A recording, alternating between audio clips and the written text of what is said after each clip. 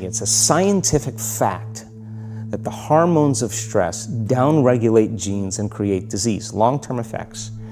Human beings, because of the size of the neocortex, we can turn on the stress response just by thought alone. We can think about our problems and turn on those chemicals.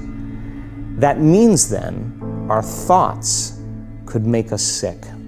So if it's possible that our thoughts could make us sick, is it possible then our thoughts could make us well? And the answer is absolutely yes. All organisms in nature can tolerate short-term stress. You know, a deer gets chased by a pack of coyotes. When it outruns the coyotes, it goes back to grazing and the event is over. And the definition of stress is when your brain and body are knocked out of balance, out of homeostasis. The stress response is what the body innately does to return itself back to order. So you're driving down the road, someone cuts you off, you jam on the brakes, you may give them the finger, and then you settle back down and the event is over and boom, now everything's back to normal. But what if it's your coworker sitting right next to you and all day long you're turning on those chemicals because they're pushing all your emotional buttons? When you turn on the stress response and you can't turn it off, now you're headed for disease because no organism in nature can live in emergency mode for that extended period of time. 95% of who we are by the time we're 35 years old is a memorized set of behaviors, emotional reactions, unconscious habits, hardwired attitudes, beliefs, and perceptions that function like a computer program. So then a person can say with their 5% of their conscious mind, I want to be healthy, I want to be happy, I want to be free. But the body's on a whole different program.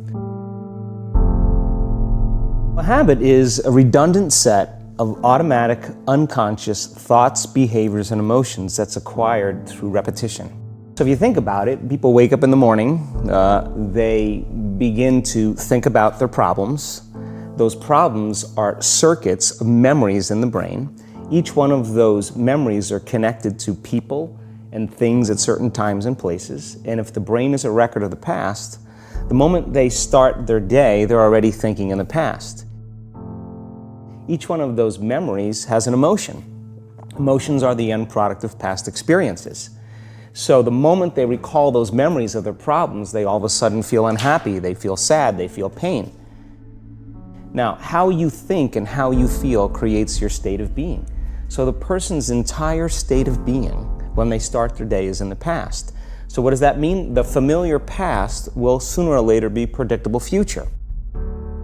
If you believe that your thoughts have something to do with your destiny, and you can't think greater than how you feel, or feelings have become the means of thinking, by very definition of emotions, you're thinking in the past.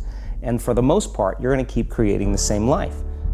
So then people grab their cell phone, they check their WhatsApp, they check their texts, they check their emails, they check Facebook, they take a picture of their feet, they post it on Facebook, they tweet something, they do Instagram. They check the news, and now they feel really connected to everything that's known in their life. And then they go through a series of routine behaviors. They get out of bed on the same side, they go to the toilet, they get a cup of coffee, they take a shower, they get dressed, they drive to work the same way, they do the same things, they see the same people, they push the same emotional buttons, and that becomes the routine, and it becomes like a program. So now they've lost their free will to a program.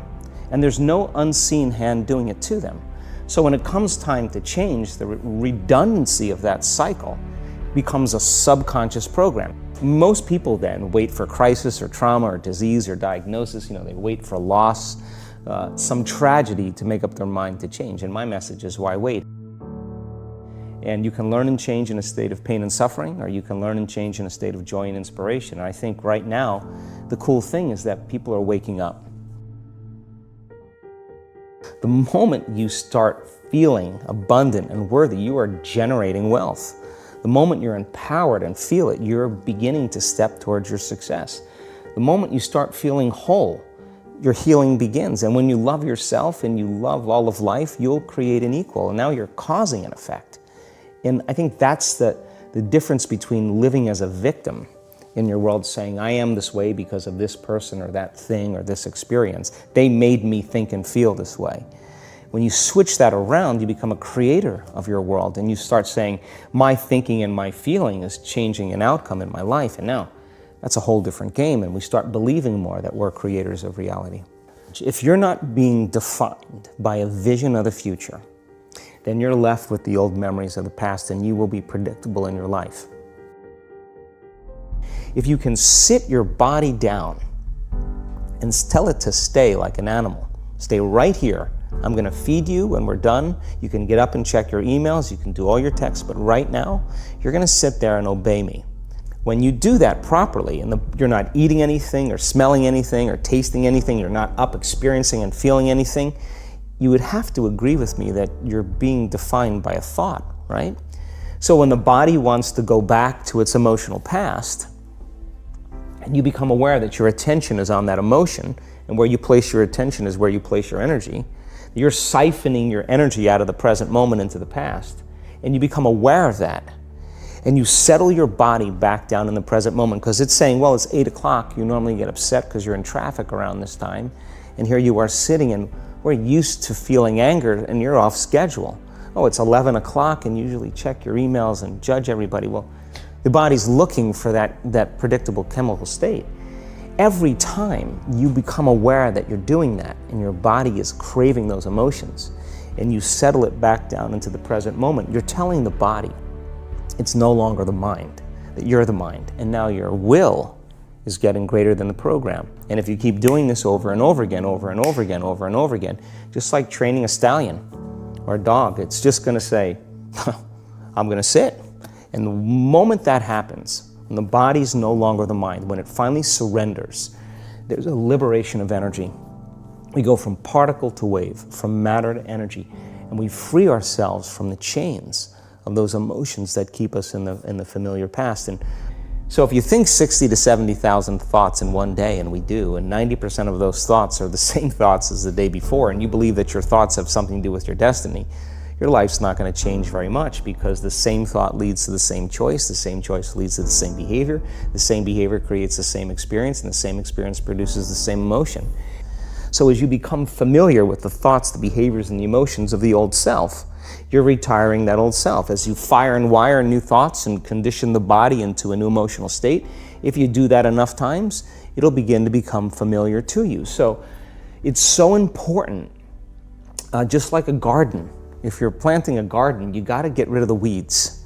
You got to take the plants from the past year and you got to pull them out. The rocks that sift to the top that are like our emotional blocks, they have to be removed. The soil has to be tenderized and broken down. We have to make room to plant a new garden. So primarily, we learn the most about ourselves and others when we're uncomfortable.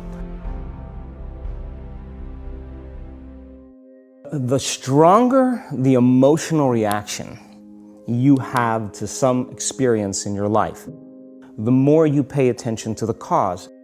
And the moment the brain puts all of its attention on the cause, it takes a snapshot, and that's called a memory. So long-term memories are created from very highly emotional experiences.